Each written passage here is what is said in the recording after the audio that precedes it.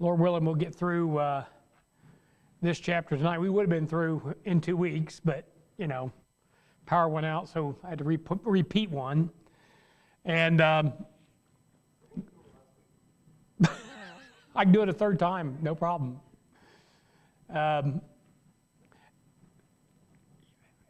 I wish I could get, you know how you wish you'd get a handle on something? I don't have the clearest picture about these things because I don't know what they are. I'll give you some ideas, but I don't know what they are. But I know one thing, man, they're like nothing we've ever seen on this earth before. So this is the second group or second army of creatures that shows up, that comes out of the pit of hell.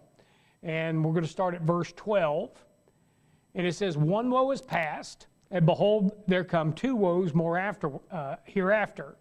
And the 6th angel sounded, and I heard a voice from the 4 horns of the golden altar, which is before God." So everything this has to do with seems to be related to prayers that are either coming up or answers going down. And it says, "Saying to the 6th angel which had the trumpet, loose the 4 angels which are bound in the river Euphrates.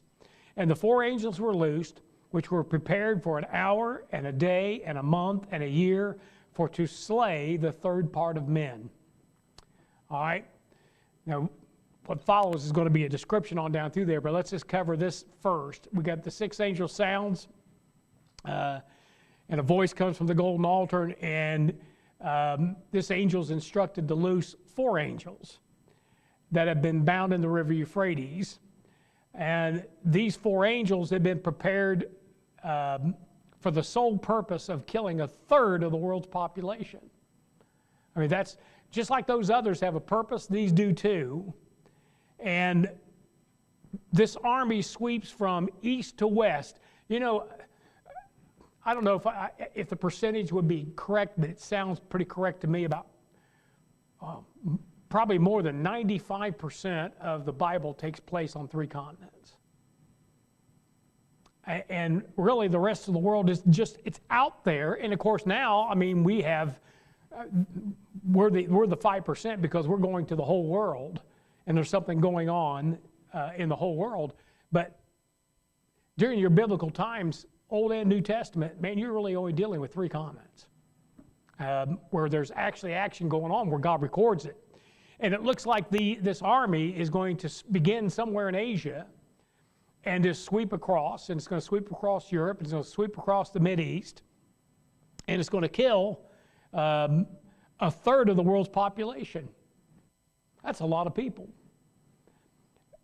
This army, let me give you a reference here, Revelation 16:12. Now, I'm not going to tell you these are the same because I don't know that they are. But it's interesting that this is also the 6th angel, but instead of blowing a trumpet, they're pouring out a vial. It says, "And the 6th angel poured out his vial upon the great river Euphrates." So both of these deal with the river Euphrates. "And the water thereof was dried up, and the way of the kings of the east might be prepared." Now we saw this first group of creatures that comes out of there that are like locusts have a king over them. Well, these come out of the same place. So one may be actual armies coming from the east, but these things, they're not human. They are not human. Both examples, they are not human. They are some kind of demonic creature that comes right out of hell. And the one where the vials poured out is connected with 3 spirits like frogs.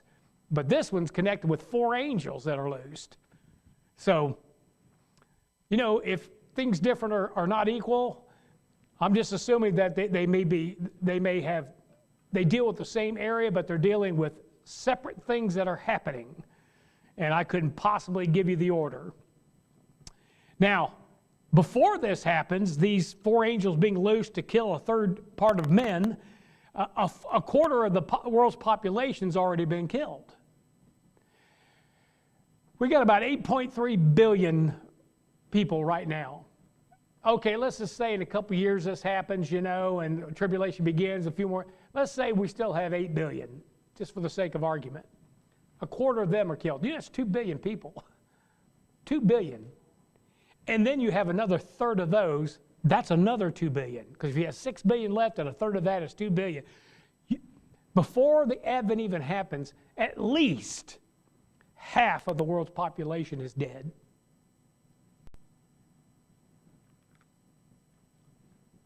You see, that accounts for men. That does not account for the fallen angels that'll be down here. That will either appear as men or something. I don't know what they're going to appear like. But this earth is going to be full. And we're going to talk about why that is. But anyway, let me give you Revelation 6:8, where it says about the fourth. It says, "And I looked, and behold, a pale horse. His name that sat upon him was Death, and hell followed with him. And power was given unto him over a fourth part of the earth, to kill with sword, and with hunger, and with death, and with the beast of the earth." Could that possibly have connection to this? Could, because it talks about a fourth part of the earth. A fourth of the earth? I mean, are the populations equal in the quarters? You know, there's a lot you can think about here, but there's a lot of dead folks, what there is. Any way you cut it, when you start talking about billions of people that are dying, that's just your mind can't even wrap your mind around that. I can't even wrap my mind around $1 billion, and you know we're 38 trillion in debt. I mean, $1 billion's hard to imagine. Can you imagine what $1 trillion is? No, you can't. You couldn't count to it in your lifetime. 3 lifetimes, I think. I think it takes like 20 years counting just constantly, 24 hours. I think it takes 20 years to count to $1 billion or something like that. But I mean, in your lifetime, you couldn't possibly count to $1 trillion. Yet we got a Congress that just spends it like it's water. Anyway, so a third of the remaining population would be killed if that quarter it represents 25% of the population. See, yeah, that'd be approximately 4 billion people that are dead before the second advent of Jesus Christ. Now, who these 4 angels are, we can only guess. And I mean just guess. I'm thinking, okay, what 4 angels do I know that God would bind in the river Euphrates? Anybody got any guesses? Anything? I've had a little time to think about it, but I'm thinking, nothing comes to mind. But then I kind of thought about something else. Let me give you a verse here in Ezekiel 28:2, and he says, "Son of man, say unto the prince of Tyrus, Thus saith the Lord God, because thine heart is lifted up, and thou hast said, I am a God. I sit in the seat of God, and in the midst of the seas, yet thou art a man and not God, though thou set thine heart as the heart of God." So we have this prince of Tyrus. And who is he likened unto?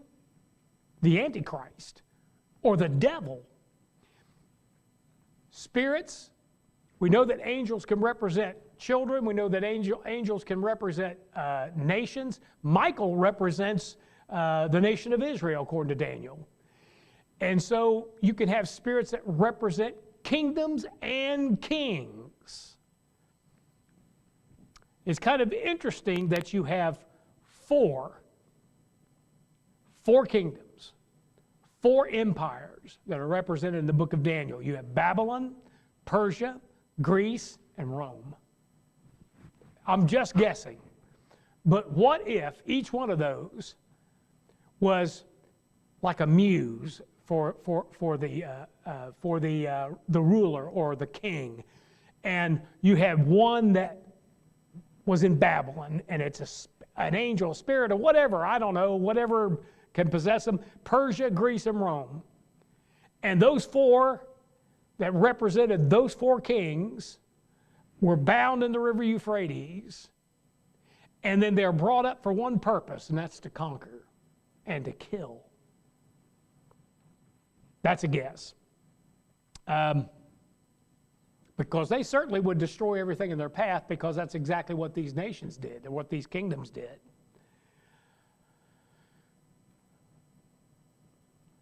Then he gives you a time element. By the way, I'll give you another verse. Ephesians 6:12.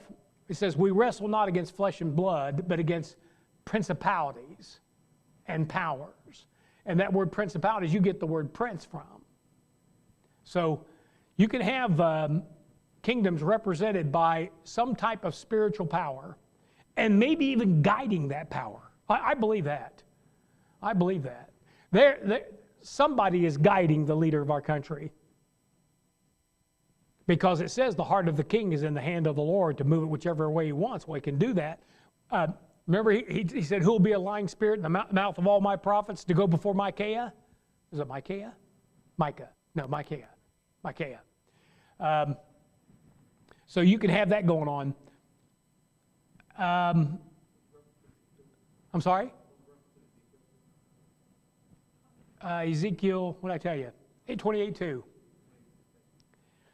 The time element given seems to suggest that the time of their campaign to wage war. And again, I'm just kind of guessing, but it says they're prepared for this. What? 1 year, 1 month, 1 day, and 1 hour. Well, that comes out to 13 months, 1 day and 1 hour. And it could be that that's the 5th or 6th year of Daniel's 70th week.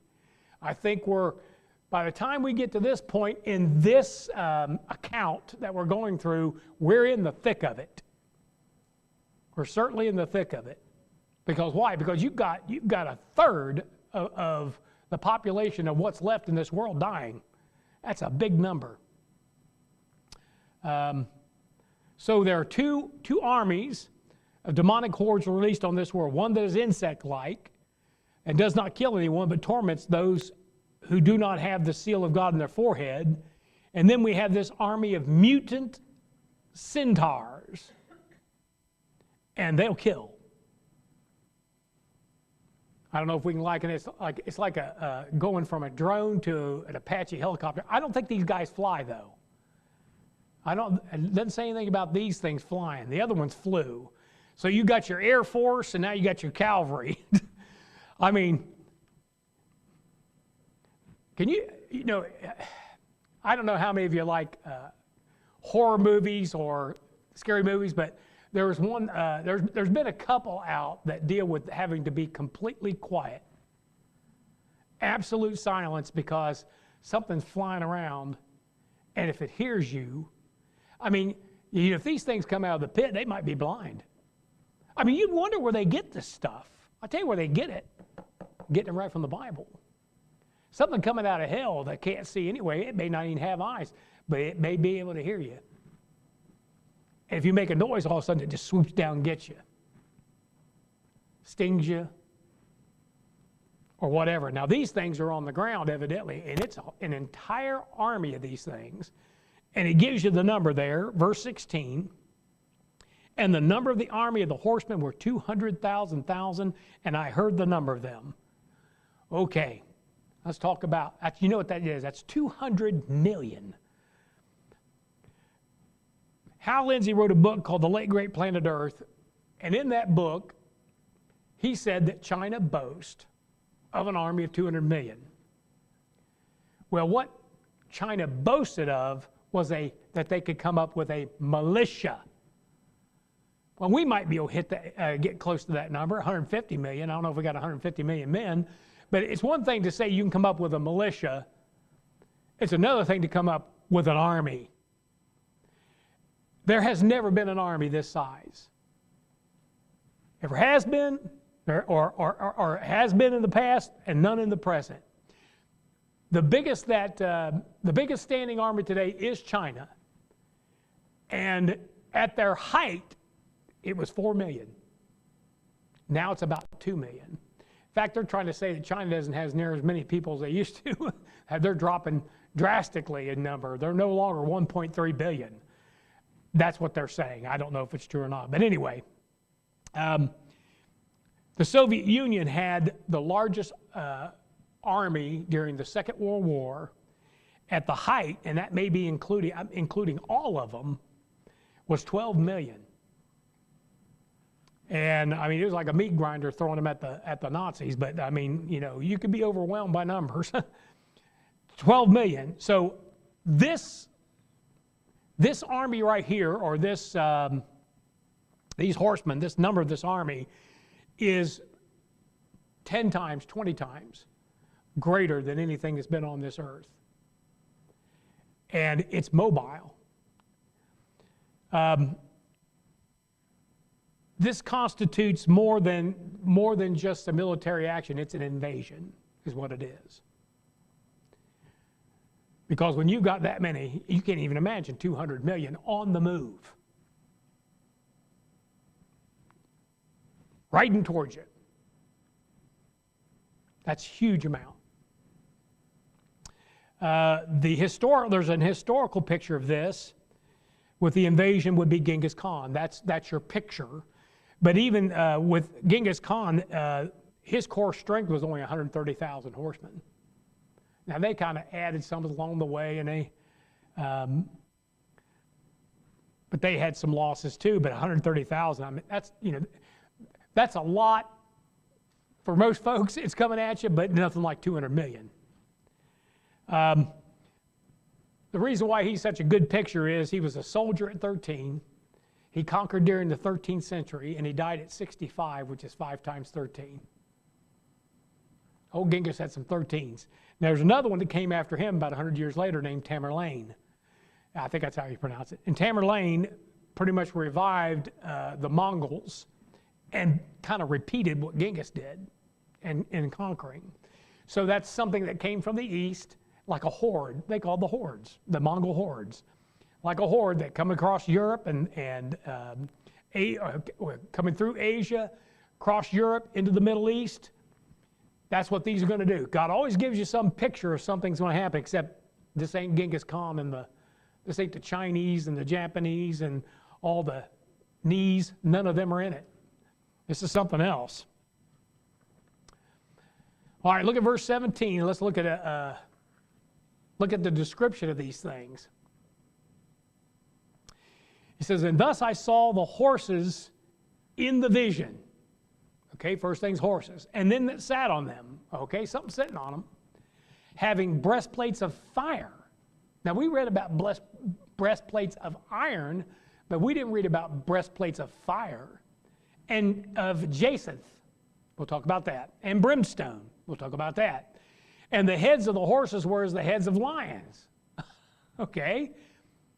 So it's got some type of rider on it. It's got the body of a horse and the head of a lion. And out of their mouths issued fire and smoke and brimstone. Fire breathing. By these three was the third part of men killed. What? By the fire and by the smoke and by the brimstone which issued out of their mouths. And if that wasn't enough, and their power is in their mouth and in their tails. These things will get you coming and going. For their tails were like unto serpents and had heads. So you're looking back there, you know, the mane of a horse, this thing's got serpents coming out the back end, you know, to bite you. And it says, and with them they do hurt.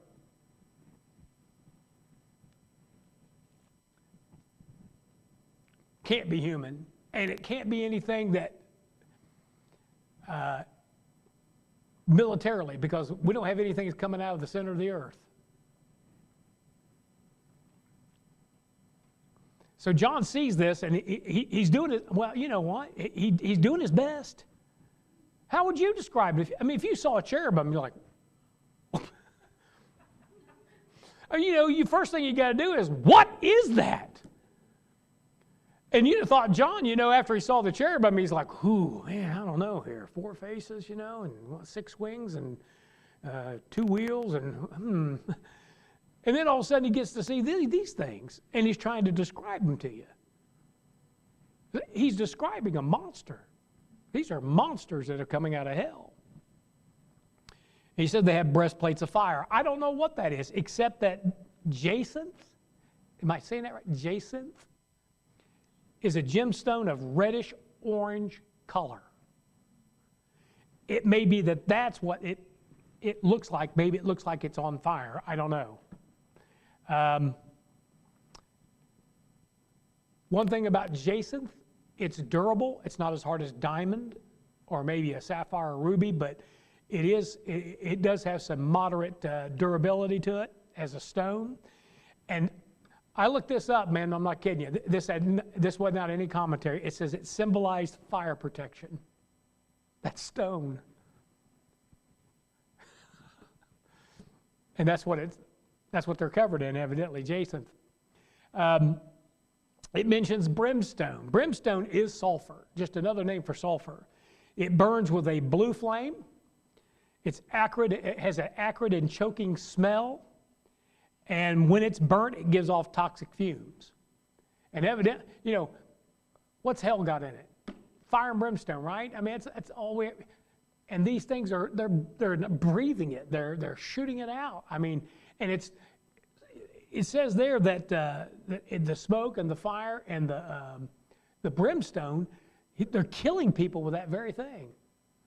Probably consuming all the oxygen in the room, and all you can breathe in is sulfur, or I can't think of the gas now.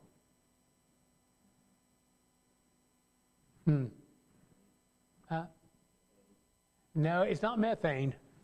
It's a dioxide. Could be sulfur dioxide, I guess. I thought they had another name for it though. I can't remember. Anyway. So there's an inference here, and I can't prove it, but when he's describing these things, he's not describing two separate things, he's describing one thing. And he does mention that he sees them that sat on them. Well, I think there's an inference here that the horse and the rider are the same. And that would make these a cross between a centaur and a sphinx because of the lion's head and the horse body, and the man as if he is sitting on that thing. So it'd be the upper torso of a man, the body of a horse, and the head of a lion. And then the fact that it's fire breathing. I can't even, this thing coming at you, what do? Run for your life, I guess. Let me give you some verses that might have a connection to this thing. Look at Psalm 57:4.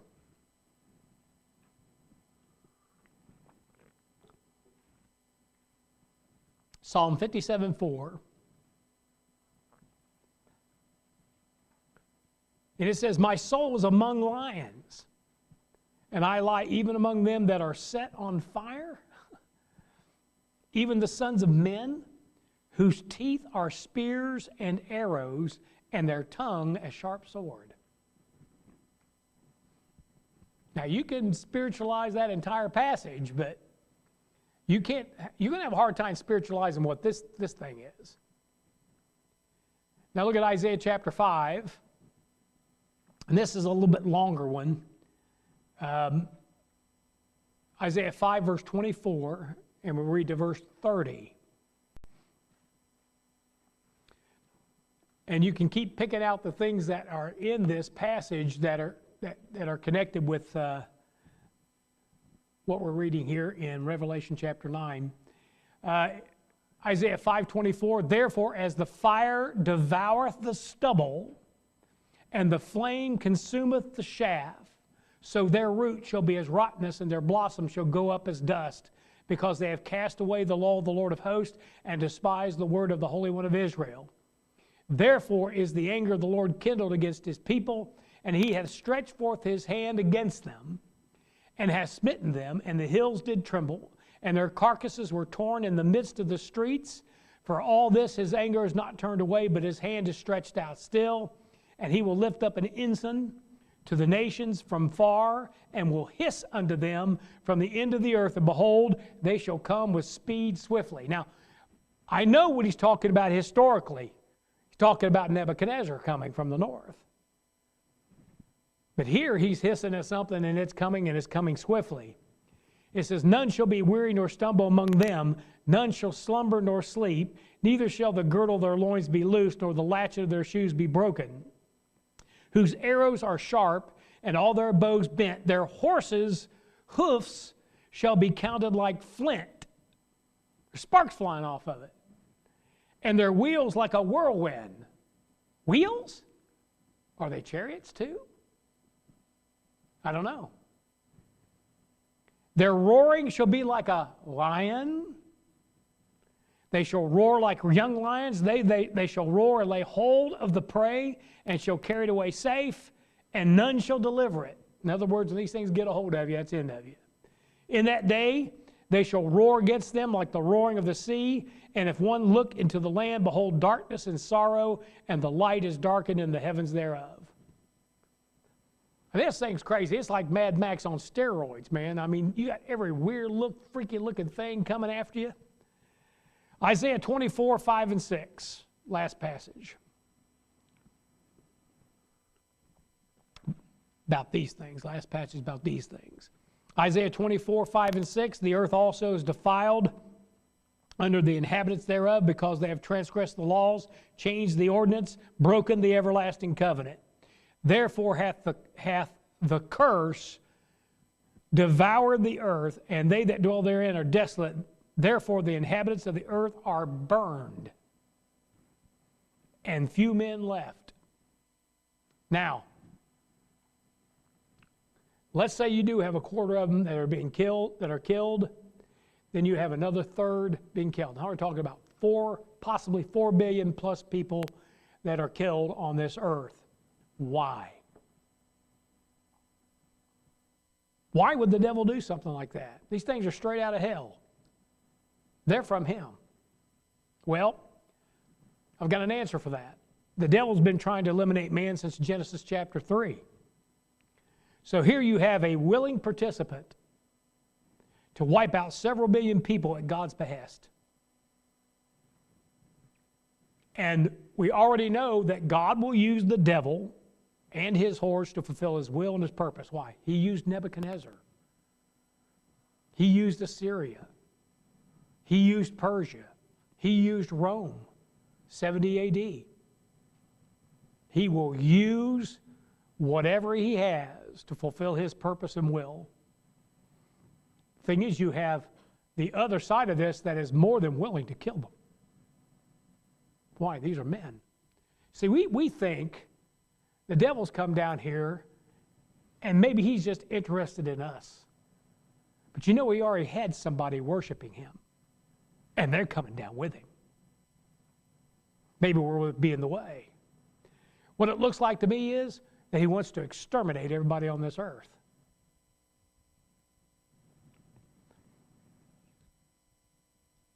I'll tell you one thing, you know you're toast when God and the devil are on the same page. And it looks like they're on the same page. Go kill them. Sure thing. They're going to kill wicked, who are they killing? They're killing wicked men. Not the ones that have the seal of God in their forehead, but those that have the mark of the beast and those that reject God. So, we've covered these two creatures, two different kinds of creatures that show up. What are they? Well, let's talk about what's in hell. Because it's got to be, unless there's something else there that we don't know about, that we're not given revelation about, we know what's down there. We know that the souls of men are down there, right? It's funny, you know, the one thing's had the face of a man, and these have some kind of rider. Doesn't say anything, give you really a description of the rider, just gives you a description of the freaky looking horse it's on. So you have the souls of men. Could there be some type of mutation, devolution, devolving, whatever, change to these souls, or the, I don't know, these physical, it has to be the soul. I don't know. Maybe they're being outfitted, like you say. Maybe it's some. I'm trying to think. There was a movie. It's old. What's the guy who did the experiments on the island? Huh? Dr. Moreau. Yeah, didn't he do a bunch of freaky stuff with the animals? And I barely remember. I just remember that there was a movie like that. And then So you have the souls of men, you have the spirits of fallen angels. You have the spirits of giants. Giants had to go somewhere. You have demon spirits called devils. Does anybody know if anything else is down there?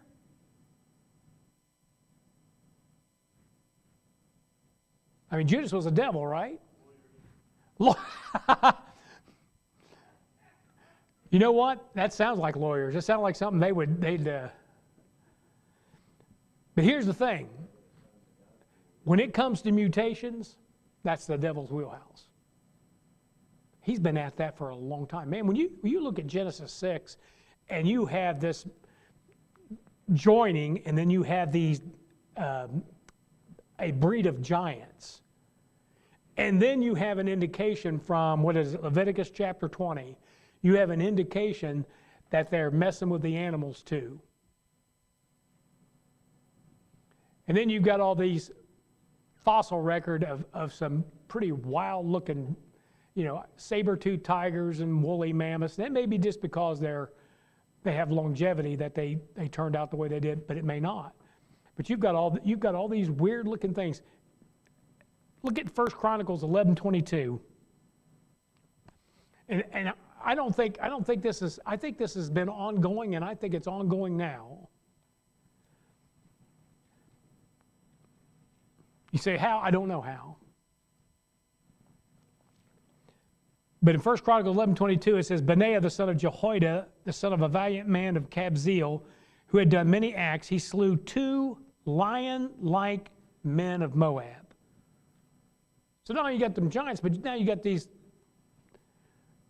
What is this? You say, well, it's probably a genetic defect. Maybe mom was doing LSD. I don't know. How about somebody's been messing around with the seed of men, or messing around with animals, the genetic code? And suppose that's been still going on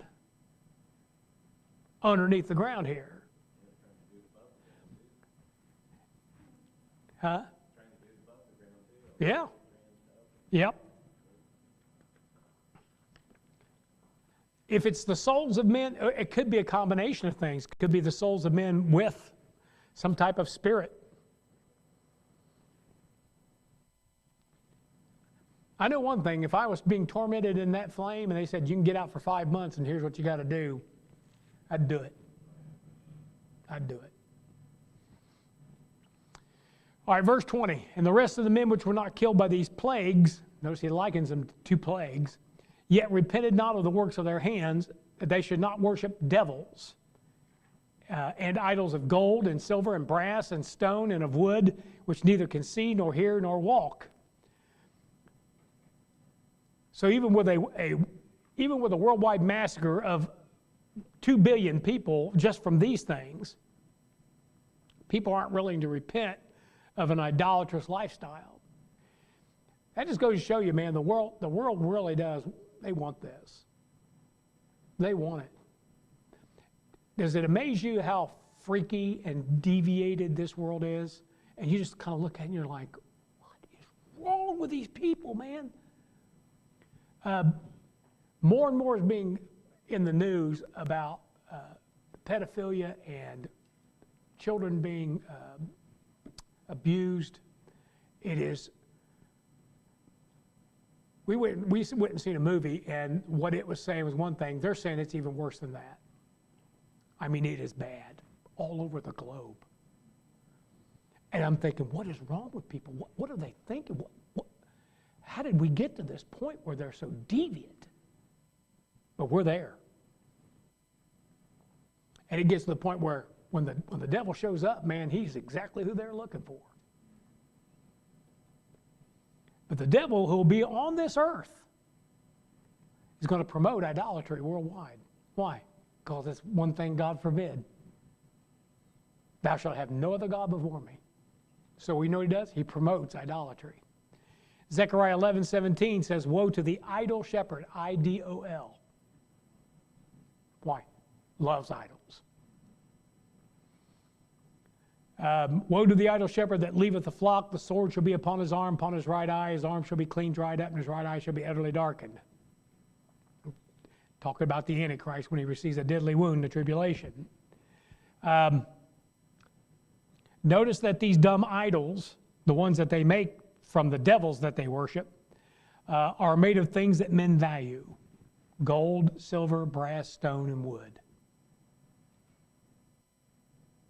You wouldn't think in a modern age with education we'd be going back to that. Doesn't that sound crazy? I mean, you know, I'm going to worship this cup. Yeah, there's this cup, graven cup. It can't talk. It does have coffee in it, though. But it can't talk, it can't hear, it can't walk, it can't do anything, but I'm going to bow to it. It's that crazy. Images. But what does the Antichrist do? But he creates an image of himself. I mean, the ultimate. And this image can speak. And it can cause both small and great, rich and poor, and whatever, it can cause them to take the mark of the beast. So there's a lot to that. But notice that after this army of mutants comes through and wipes out several billion people, they still don't get right with God. It's crazy. And it says, verse 21, neither repented they of their murders, nor of their sorceries, nor of their fornication, nor of their thefts. Now, when he says repent there, you can't turn from a murder, but you can confess up to it. And I think that's what they won't do. They just won't admit. You know, they won't admit that they're doing wrong, or that they're wicked, or that they're evil, or that they don't have a right to do that, or whatever. They don't repent of their murders, of their sorceries, of their fornication, of their theft. So I want to take each one of these real quickly, because note that these are the prevalent sins of the Great Tribulation. These are the ones God picked out. So them four right there. Murder. Well, Revelation 6:9, and when he had opened the fifth seal, I saw under the altar the souls of them that were slain for the word of God and for the testimony which they held. There's the murderers. What? They've murdered the saints. Sorcery. Remember, the Greek word for that that's translated from that is pharmakia. If I'm pronouncing that right. Pharmakia. Sorcery is the casting of spells through potions. We call them drugs. The nations are filled with addicts in this world, even today. Approximately 300 million addicts worldwide, with another 300 million on psychoactive drugs or mood enhancers. In other words, it's going to be the goal of the Antichrist to get everybody doped up and stay doped up.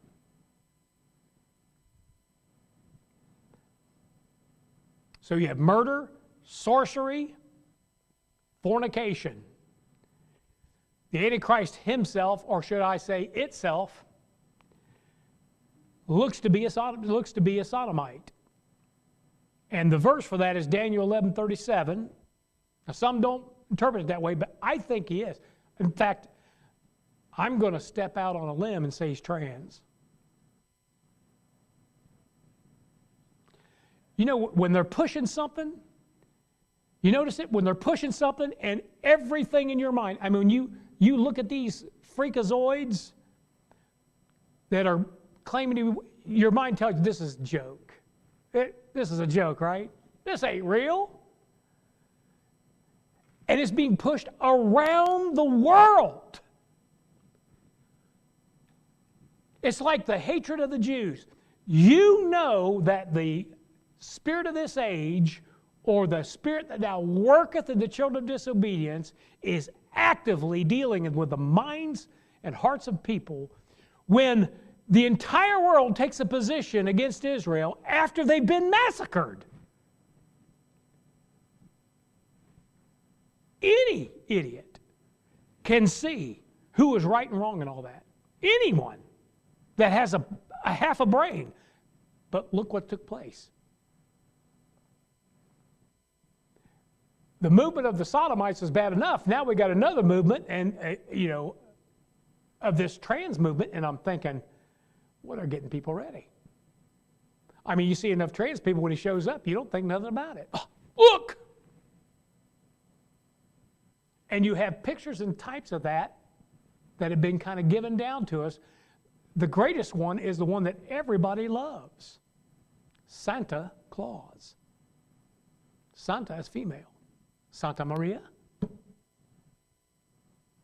He is male and female. Now that really, listen, if he shows up and he is male and female, he has got the greatest alibi in the world. He can say, I came and seeded this planet myself and separated the male and the female. And he is a combination of both. I don't know.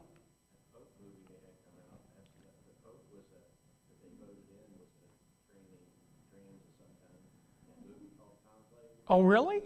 Oh, yeah. Oh, you're right. You're right. In fact, there was a female pope back in the day. One snuck in there. She died while giving birth during a procession. Oh yeah, there's a female pope and they know that too. Don't let a Catholic tell you otherwise. It's in the Catholic encyclopedia. But there was a female pope. Now it didn't appear female. She, dressed as a male, but she made it through until she died giving birth. It's a crazy. You got two popes at one time, each one calling the other the Antichrist, and both of them correct. It's true. In your King James Bible, they call the Pope the man of sin, and they're correct. There always will be a man of sin ready at the waiting, because the devil's just going to take over the body. So in every age, there has to be someone. The devil has to be ready. He doesn't know the time. Could have been a Roman emperor. Now it'd be a Roman pope. Always one on the throne, always one ready. Doesn't matter who it is. But he's the man of sin.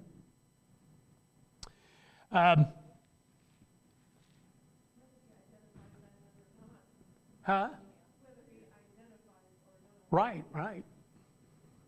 Well, Roman Catholicism has a terrible time with sodomy, right? You know that. Terrible time with homosexuality. I mean, it's bad enough among Baptists, but you had 3,000 accusations against priests just in this country alone. And maybe 10 of them were brought to justice of the worst sort.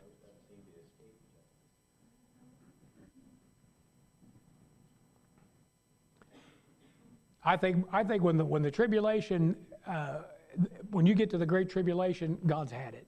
I mean, He's had it. And you know what it feels about them little children to offend them, right? Better a millstone be tied around your neck to be cast into the sea.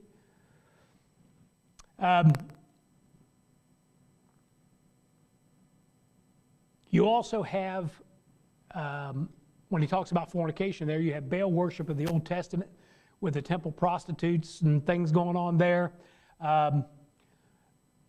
Just about every perversion of the flesh will be entertained. And that's not a new thing.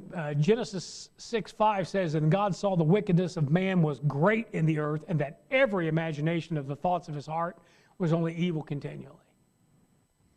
And I think we're getting back to that. It doesn't seem like we can't seem to get anyone to say, this is crazy, this is wrong, this is wicked. They're calling us wicked for pointing it out that what they're doing is wicked and deviant. It's the craziest thing. You're just like, this whole world is mad. But there's something driving them mad.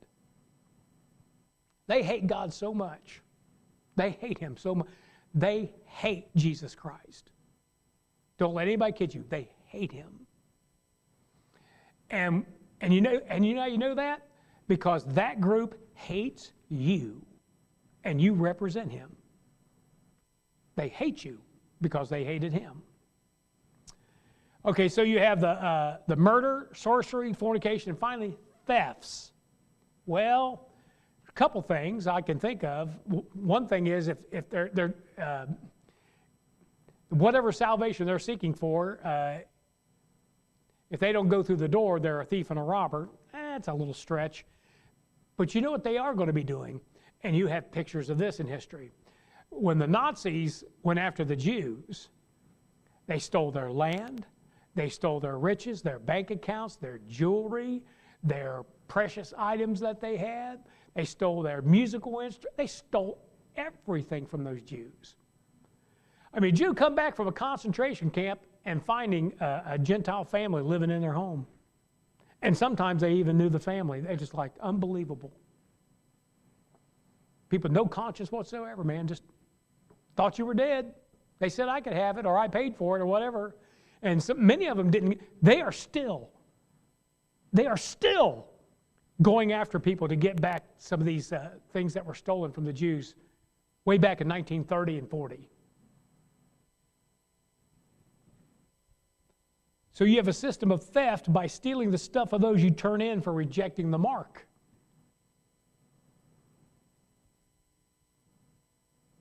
Matthew 10, verse 35 and 36 says, "For I am come to set a man at variance against his father, the daughter against her mother, the daughter-in-law against her mother-in-law, and a man's foes shall be they of his own household."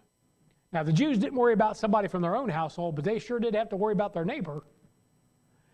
In this time around, you have to worry about the very people in your own household.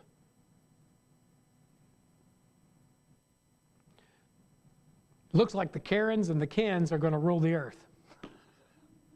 You know, the ones that'll turn you in. You also have the invasion and confiscation of the Holy Land by Gentiles. That's in Revelation 11:2. That's stolen. God's made it clear.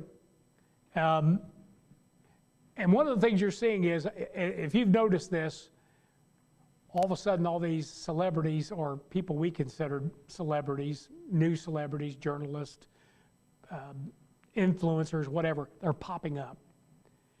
And they're popping up against Israel, and you're like, oh, so that's the stripe you are. But almost invariably, it's going to be their Roman Catholic. Why? Because Roman Catholicism teaches that replacement theology. It's not Israel, it's the church. And then you've got the British Israelism that does say, well, that's not even the Jews over there. I've heard that.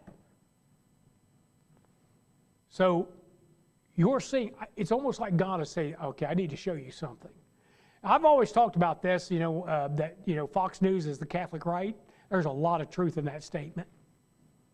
And you've got to be aware that when somebody says they're Catholic, and remember, our vice president's Catholic. He is a converted Catholic. You keep that in mind. Because if he's indoctrinated with that doctrine, he may turn against Israel. Who's to say how long that president will be in that position? You get it? Revelation 11:2 says, "But the court which is without the temple leave out, and measure it not, for it is given unto the Gentiles, and the holy city shall be tread under foot 42 months. So, them coming in there, I mean, they pretty much just stole the city away from the Jews. Israel, in a sense, is being disobedient, and they're probably going to listen to our president and call some kind of ceasefire. I think that's the wrong thing to do. I'd do exactly as God would have them do, and that's wipe them out. Wipe them out. And then go to the West Bank or Samaria and Judea and wipe them out, if they have to. Get them out of there, drive them out, drive them straight out. But, they worry, they need support, they need, they think they need America's billions. Let me tell you something. Woe be to the nation that tries to take Jerusalem. Before God allows it to happen, you can't nuke that place. You can't destroy those people. It's not possible. And if the nations didn't intervene, if America didn't intervene, if Israel didn't intervene for itself, God would have to, somehow, some way. I'm not kidding you. Now, we don't have any promises of that. Not one. If they can sneak 50 nukes in here and blow us all up, then that's what will happen. We have no guarantee of that, but I can tell you one thing, nothing's happening to Jerusalem as far as getting nuked. And I'm glad we did what we did. I think I agree with what he did. I agree with it. I do not agree with a ceasefire that leaves Hamas anyway intact. I mean, they got to get them out of there to rebuild. I don't know how they're going to get them out of there. You know, it's just like.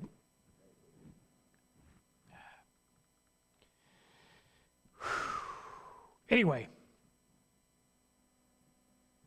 I think that. Just like that thing with Esther, she went through. You just leave one of them alive, they're going to come back and they're going to. That's exactly right. That's exactly right. The Agagite left Agag alive, and what happens? A genocide. That's exactly what Hamas would do if they had the power to do it. That'd be a genocide. You know, from the river to the sea is a statement of genocide. Trying to genocide a people. And they've been dealing with them for so long, it was stupid. I remember saying it from the pulpit. I said, Israel is stupid for doing this and giving them Gaza. And then, like I said, the very next day, I mean one day after they gave them Gaza, the very next day they were shooting mortars from Gaza into Israel. I'm like, are these Jews, what's wrong with them? They've got to be, they think they can buy peace. But the Lord will never side with Israel when it comes to giving up the land that he says belongs to them. And where he's going to put his name. I mean, he can't even put his name there because there's a bunch of Muslims there. They won't be there for long. And I think that's going to start to turn and change. We're in for some big things happening. Big things. The world will be a-changing. So we'll see what happens. All right, anybody else got anything, a question or a comment? Or what do you think they are?